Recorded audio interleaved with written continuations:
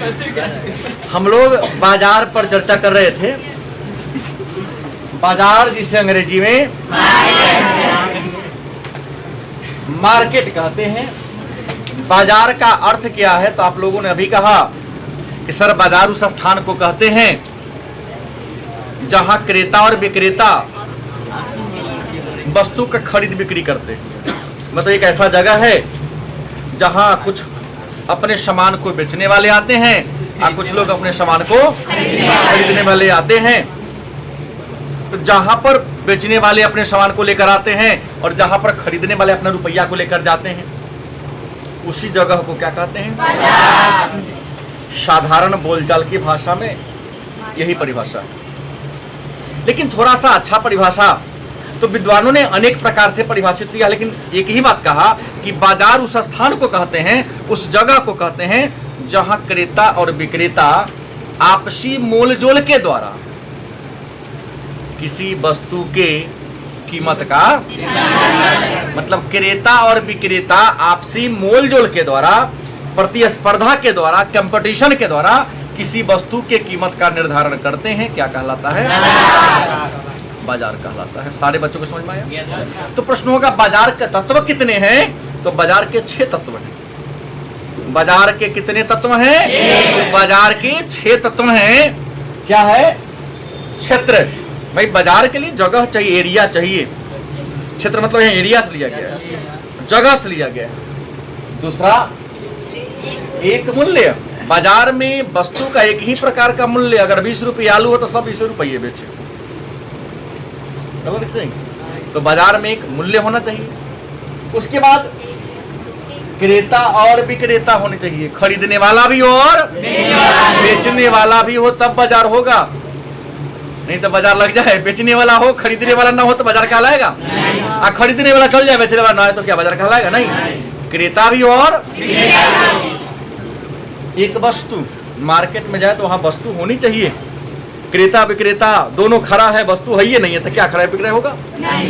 तो वस्तु होनी चाहिए। प्रतियोगिता, मोलजोल करने का अधिकार हो, कंपटीशन हो। ये नहीं कि आपने जो कह दिया मैं उतना में दाम देने को तैयार हुई, बाजार नहीं कहलाए। मतलब वहां पर कंपटीशन हो, एक ही वस्तु को कई बेचने वाले भी हों और ग्राहक को भी आजादी हो।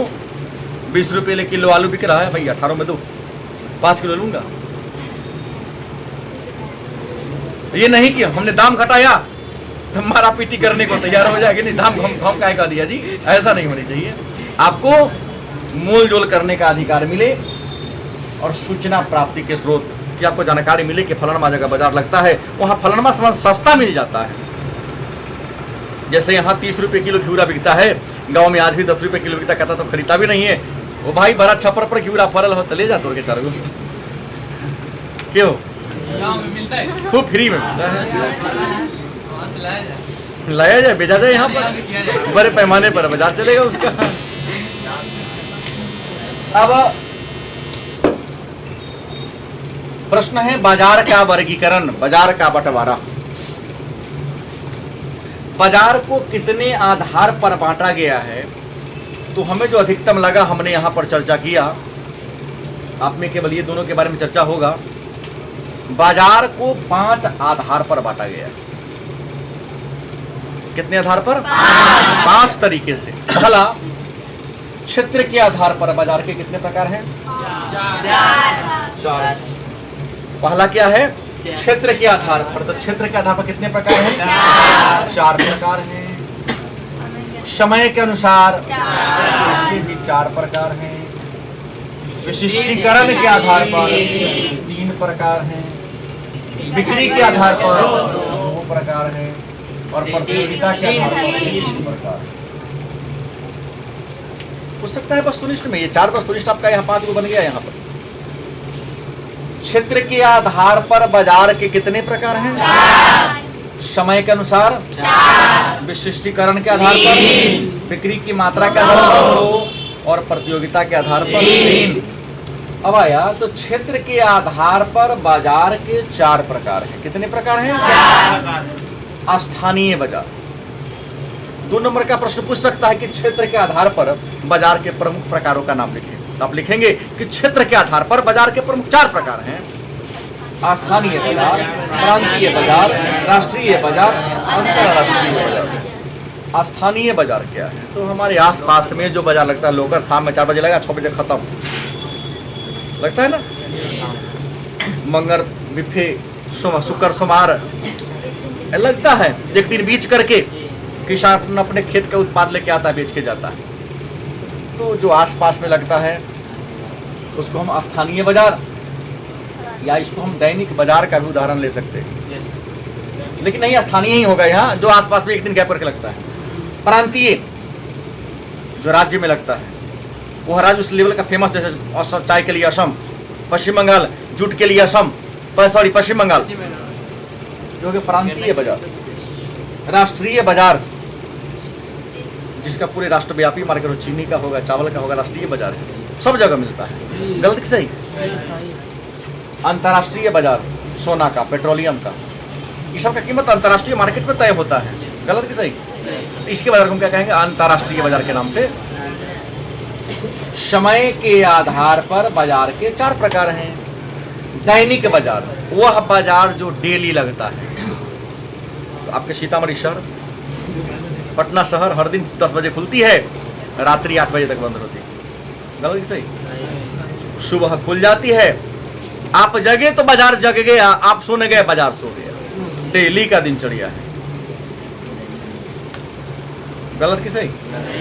जो बाजार नियमित लगता है, हर रोज लगता है, अपने निश्चित समय से खुलता है, निश्चित टाइम पर बंद होता है, उस बाजार को क्या कहोगे? अल्पकालिक, कुछ समय के लिए जो बाजार लगता है, कुछ काल के लिए जो बाजार लगता है? कुछ ऐसा बाजार है जो अल्पकाल, जैसे पटना में अब कार्तिक पूर्णिमा को एक बाजार लगेगा, पशु मेला, एशिया महादेश का सबसे बड़ा सोनपुर पशु मेला। अल्पकालिक निश्चित काल है उसका, 30 दिन का। पटनिया मेला नहीं? हाँ, ओके, पटनिया, ठीक नाम रख दिया पटनिया। पटा तो सामान खरीदाओगे, नहीं पटा तो नहीं खरीदाएगा। वहाँ पटने की बात होती है। कहेगा 1600, वहाँ निर्लज की तरह दुकानदार दाम बोलता है, उससे दुगुना निर्लज के स्क्वायर ग्राहक 160 में दो।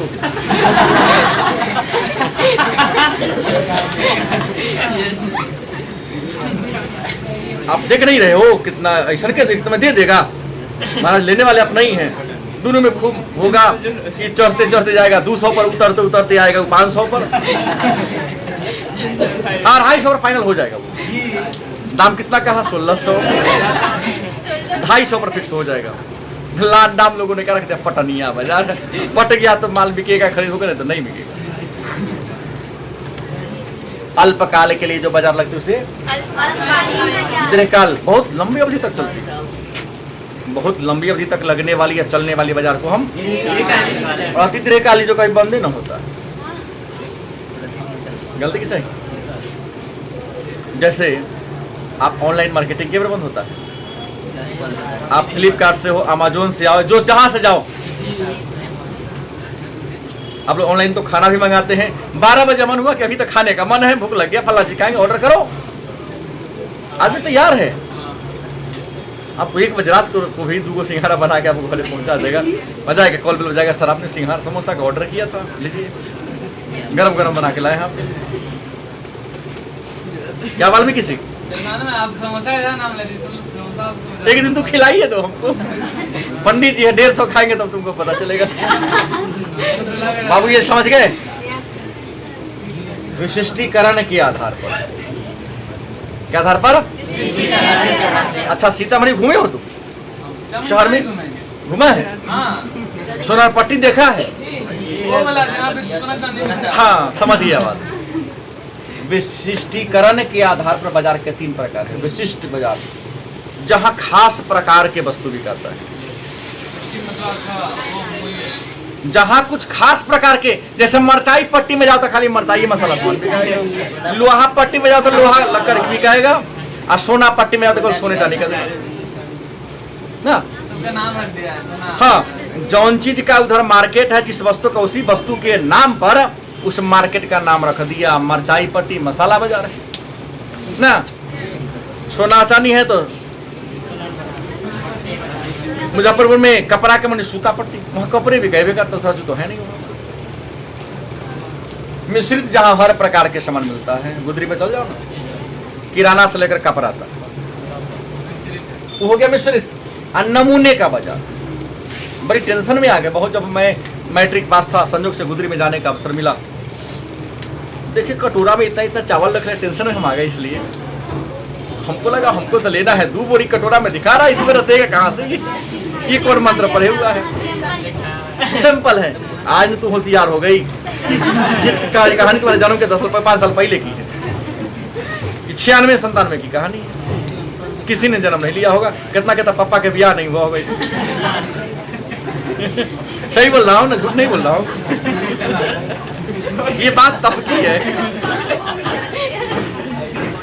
पप्पे के नहीं ब्याह हो तो तुम सब कहां से आ जाएगी? प्रश्न ये है, नमूना दिखा करके। क्या दिखा करके? हाँ, देखिए ना, जैसे एमआर आता है, डॉक्टर के यहाँ जाएगा, देखा देखिए सर ये है। हमारे यहाँ बुक वाले आते हैं, सर देखिए मेरे प्रकाशन का इतना सुंदर है, खूब प्रशंसा करेगा भाई। हम उसको लेते हैं, हम उसका मूल्यांकन करते हैं, फिर आप हमसे प्रश्न करते हैं, हाँ ठीक है खरीद सकते हो। नमूना दिखाकर जहां पर वस्तु का खरीद बिक्री किया जाता है, क्या कहेंगे? बात समझ रहे हो कि नहीं? होता है। आप होलसेल वाला में जाओ, आप चूज लो, हाँ ये चाहिए, कितना पीस? तो 20 पीस। नमूना दिखा देगा।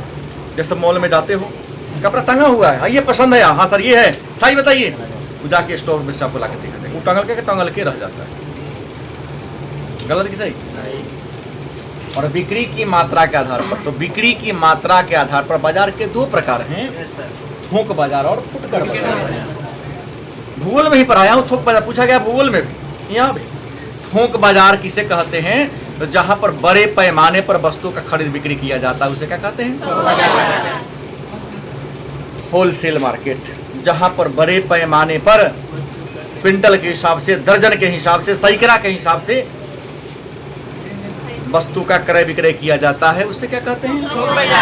आप फुटकर जहाँ थोड़ी मात्रा में 100 ग्राम 50 ग्राम ना 50 ग्राम चाय पत्ती लाइए तो नहीं, वो 1 रुपया ही दूध पुरिया शैम्पू लाइए तो, थोड़ी मात्रा में, अल्प मात्रा में जहाँ वस्तु का क्रय विक्रय किया जाता है, उसे क्या कहते हैं?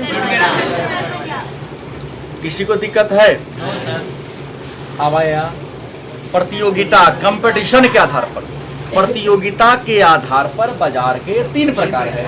पूर्ण प्रतियोगिता का बाजार, एकाधिकार का बाजार और अल्पाधिकार का बाजार।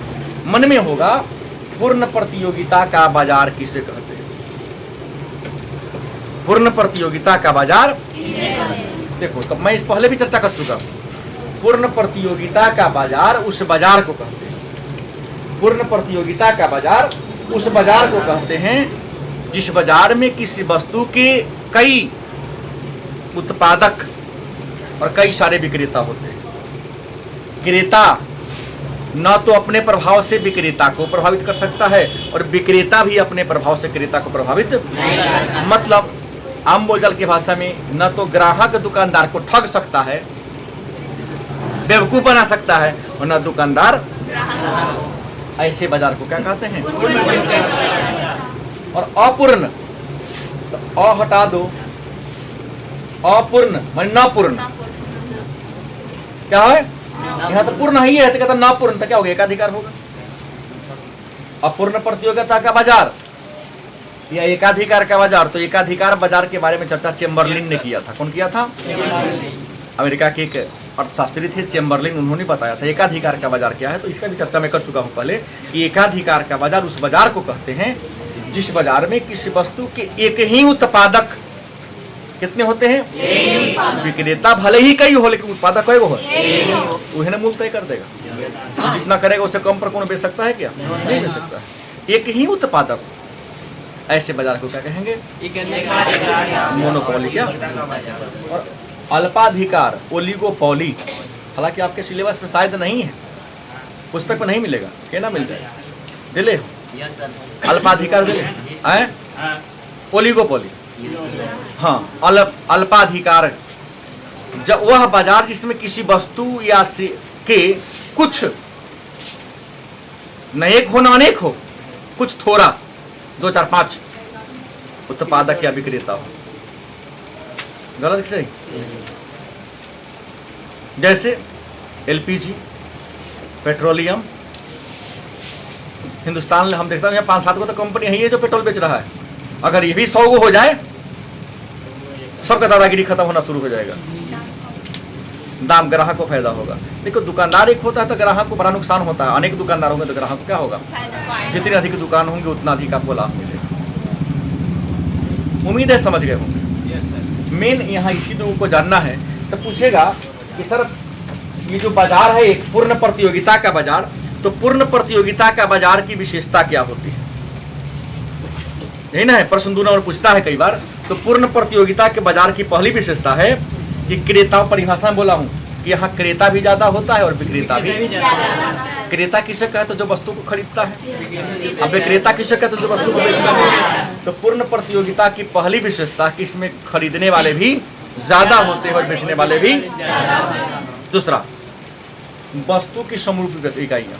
पूर्ण प्रतियोगिता की दूसरी विशेषता है कि इसमें जितनी वस्तु होता है सब मिलता जुलता होता है। वस्तु की इकाइयां कैसी होती है? समरूप, मतलब मिलता जुलता होता है, दूसरी विशेषता। तीसरी विशेषता है फर्मों के प्रवेश व निष्कासन की स्वतंत्रता। फर्म मतलब होता है उद्योग, तुमको मन है तुम कारखाना लगा सकते हो, मन है तो बंद कर सकते हो, यहाँ तुमको रोकने वाला कोई नहीं। तो फर्म के प्रवेश पर और फर्म के निकासी पर आपको पूरी पूरी आजादी होगी। उसके बाद बाजार की दशाओं का ज्ञान, पूर्ण प्रतियोगिता के बाजार, मार्केट का पूरा नॉलेज होता है व्यक्ति को, ये विशेषता है। और साधनों की गतिशीलता, पूर्ण प्रतियोगिता के बाजार में उत्पादन का जो भी साधन है क्या है? गतिशील है। अरे यहाँ तो नॉलेज के कारण मैं बता दूं, थोड़ा सा मेरा फी टाइट है तो चलो 500 में पढ़ा छोड़ेगा। ये नहीं कि इतिहास बाकी लोग अच्छा पढ़ा देंगे, बहुत बढ़िया पढ़ा देंगे, पॉलिटिकल खींच लेंगे, अन्य विषय में आके थरथरा के बैठ जाएंगे, लेकिन बच्चा क्या लगता है कि 21,000 में पढ़ा दी तो 4,000 ले छोड़ के अब बड़ा डटे है। हाँ जाता है, खूब जाता है। बच्चे कहते हैं जब पैसा दें तो उतरे यहाँ पढ़ेंगे, पैसा दें तो फलाना क्या क्यों नहीं पढ़ेंगे। सुनता हूँ रोड पर, मैं भी चलते चलते सुनता हूँ, कहता है ना।